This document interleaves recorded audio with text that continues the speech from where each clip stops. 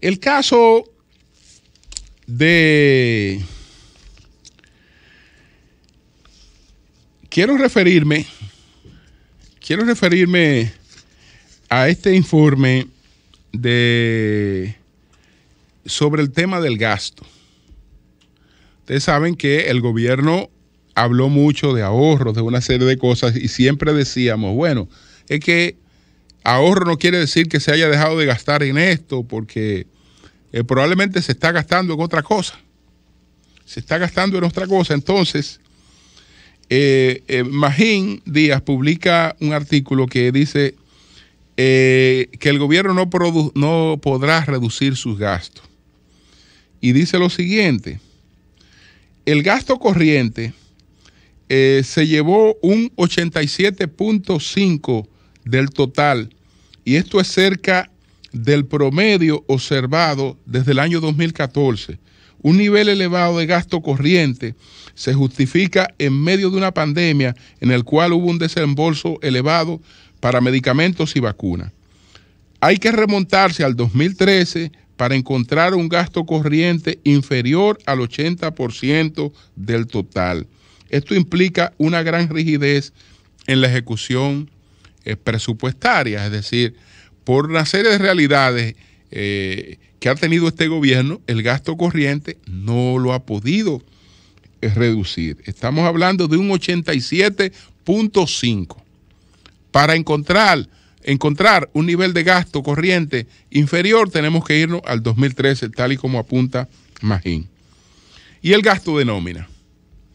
Originalmente se presupuestó un monto de 209.127 millones y finalmente se gastó un total de 237.130 millones.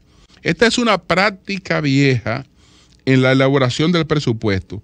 Se presupuesta un monto de nómina menor y luego al final de año se aumenta.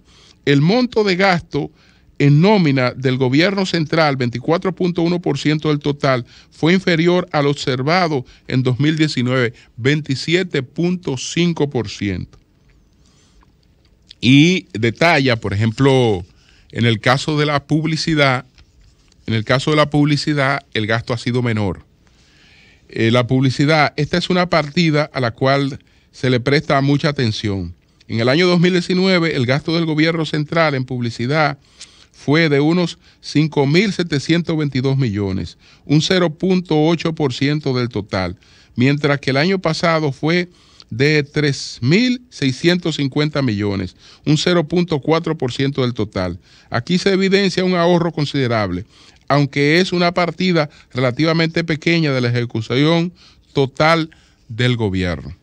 Entonces, el gasto en productos farmacéuticos fue casi de 30.000 millones para enfrentar la pandemia.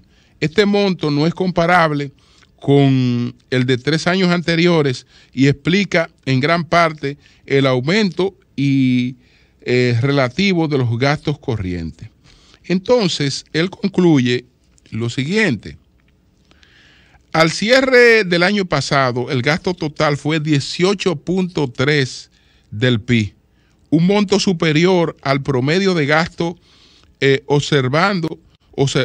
promedio de gasto observado antes de la pandemia, que era de 16.7%.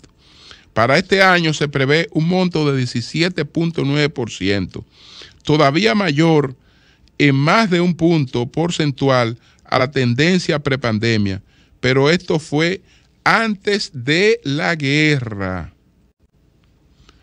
No es coincidencia que Milton Friedman decía: no hay nada más permanente que un programa transitorio de gastos del gobierno. Yo lo que decía Milton Friedman, no hay nada más permanente que un programa transitorio de gastos del gobierno. Entonces, señores, una cosa es a veces lo que se quiera y otra cosa es lo que la realidad pues impone. Cambio y fuera.